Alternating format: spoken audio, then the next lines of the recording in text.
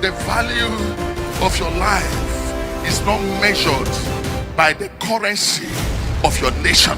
It's measured by the impact you make in your generation.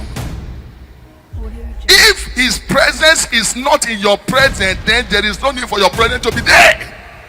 That's what Moses is saying. Moses is saying, if your presence will not go with, don't carry us there. Our presence is useless if your presence will not be there. When God is saying, I don't want anyone to tamper with my glory, he's talking about praise. God has done something in your midst.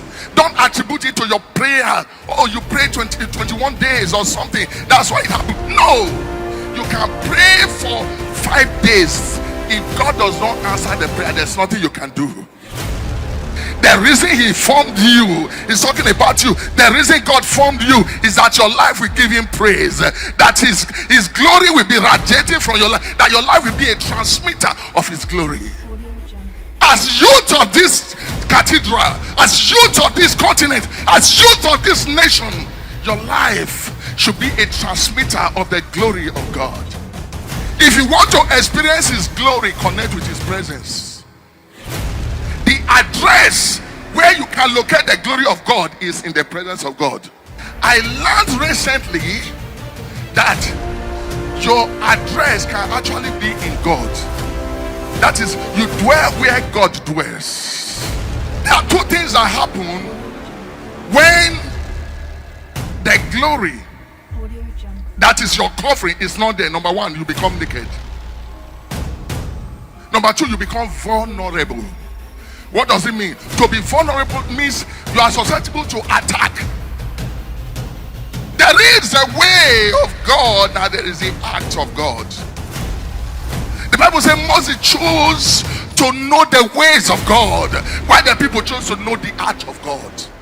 People of God, let me tell you, the acts of God has to do with the power of God, has to do with the signs and wonders, the miracles. They are the byproduct of the ways of God. The ways of God is the way of his presence. The ways of God, they are the ways of his glory. When you have a encounter with his presence, you connect with his glory. We must have the right priority, because when you go after power, you have missed it. When you go after knowing him, I want to know you. I want to have intimacy with you, your presence, your glory. When you connect with his glory, the power is a byproduct. It's important that we follow the product and not the byproduct. Apostle Paul, with all the grace that God has given to him, he says, Lord, I want to know you, that I may know him. When I know him, then the power of his resurrection follows. But the key thing, I want to know you. I want to know you. I want to know you passionately. I want to know you intimately. I want to know you in depth. I want to know you in height. The greatest thing that you can ever have is to know God.